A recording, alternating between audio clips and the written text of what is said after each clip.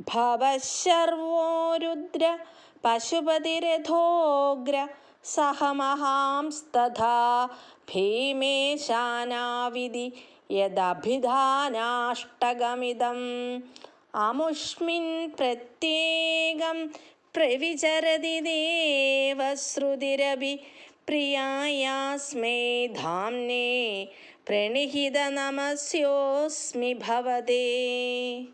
അല്ലയോ ദേവാ, ഭവൻ, ശർവൻ, രുദ്രൻ, പശുപതി, ഉഗ്രൻ, മഹാദേവൻ, ഭീമൻ, ഈശാനനൻ എന്നിങ്ങനെ നിന്റെ യാതൊരു നാമാഷ്ടകമുണ്ടോ? അതിൽ സാക്ഷാൽ ശ്രുതി പോലും പ്രവിചരിക്കുന്നു.